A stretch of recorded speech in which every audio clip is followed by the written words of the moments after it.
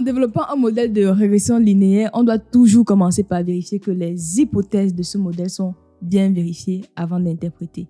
C'est-à-dire, on doit vérifier qu'on n'a pas d'autocorrélation des termes d'erreur, on doit vérifier qu'on a homocédasticité, on doit vérifier qu'il n'y a pas de multicollinéarité, on vérifie que la relation est bien linéaire dans les paramètres entre la variable à expliquer et les variables explicatives.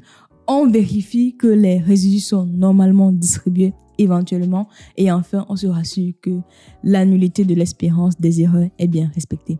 Ça, par construction, c'est toujours respecté.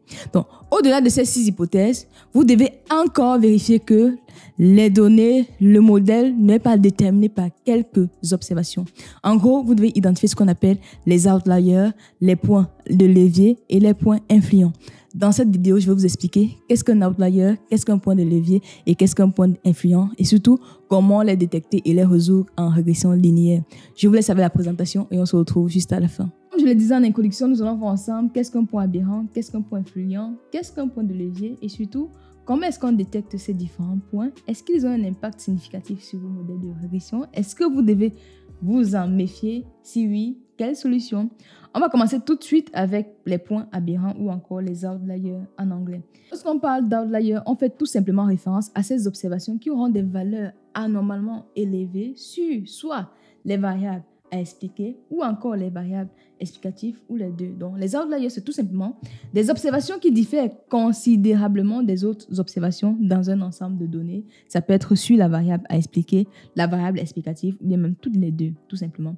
Quelles sont les causes de ces outliers? Ça peut être des erreurs de mesure, ça peut être des erreurs de saisie ou encore des observations extrêmes légitimes. On prend toujours l'exemple des revenus. Si on prend par exemple les joueurs de football qui touchent plus d'1 million d'euros par mois et un data scientist qui touche 50 000 euros par an, vous voyez que le footballeur va sortir étant comme valeur outlier parce qu'il a un revenu anormalement élevé mais qui est légitime. C'est ça les causes possibles. Quel effet ces points peuvent avoir sur vos modèles de régression?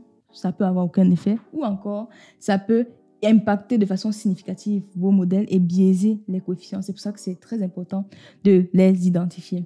En général, les outliers peuvent être des points de levier, des points influents ou encore les deux simultanément. Qu'est-ce qu'un point de levier ou encore leverage points en anglais? Les points de levier sont tout simplement des observations qui ont une valeur anormale sur les variables indépendantes X.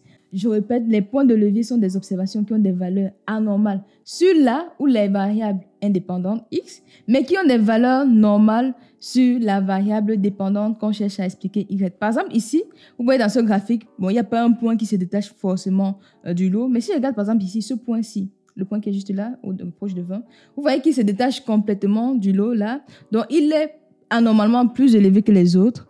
Mais la droite de régression passe par ce point. C'est pour ça que c'est un point de levier parce qu'il a juste une valeur importante sur la variable X, mais ça n'a pas d'impact significatif sur la droite parce que la droite passe également par ce point. Je vais vous expliquer cela plus tard lorsqu'on va parler des points influents, mais retenez juste que le point de levier a tout simplement des valeurs importantes sur les variables explicatives, comme ici, vous voyez la droite se prolonge tout simplement. Maintenant, c'est quoi un point influent?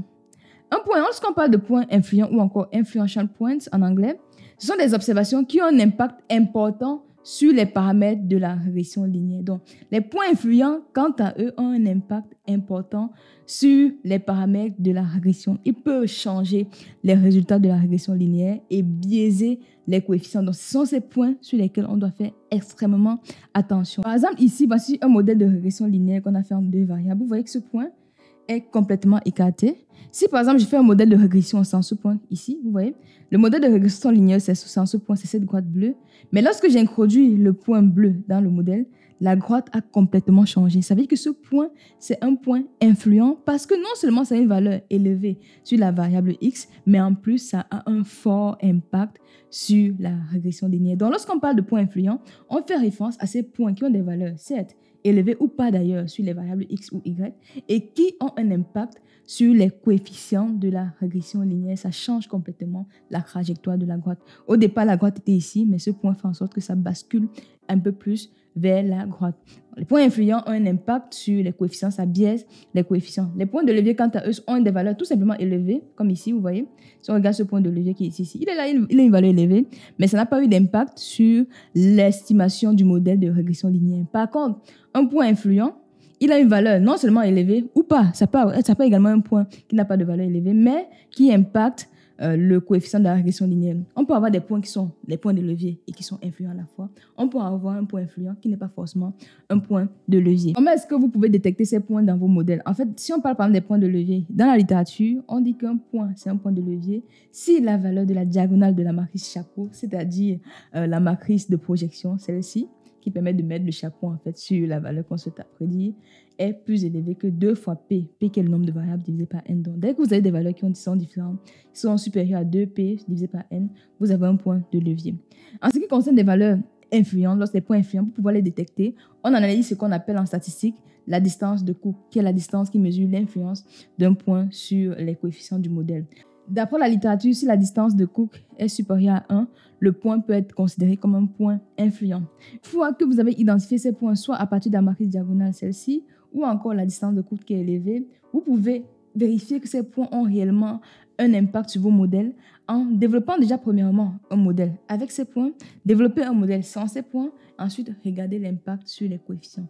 Si les points enlevés n'ont pas d'impact sur les coefficients, ça ne sert à rien de les supprimer parce que la suppression, comme je le dis toujours, doit être une solution de dernier recours. Si en enlevant ces points, vous vous rendez compte que le modèle ne change pas, tant mieux les laisser parce que plus on a de l'information, mieux c'est. Donc, si vous faites un modèle sans ces points et un autre modèle avec ces points et que le modèle ne change pas, autant mieux les conserver. Pourquoi est-ce qu'on s'intéresse à ces points? Parce qu'on aimerait toujours travailler en statistique sur un modèle qui représente l'ensemble de la population. Donc, s'il y a 2 points uniquement qui grivent complètement le modèle, ce n'est pas bien parce que ce n'est pas représentatif de la population totale. C'est la raison pour laquelle il faut toujours faire attention à ces points importants qui peuvent biaiser vos modèles. Pour résumer, il y a 4 points importants à retenir de cette vidéo. Premièrement, les outliers sont des observations qui ont des valeurs anormalement élevées sur les variables X ou encore les Y, c'est-à-dire les variables à expliquer et les variables explicatives. Deuxième point, on parle de point de levier lorsque l'observation a une valeur anormalement élevée sur les variables explicatives. Ça peut être une ou plusieurs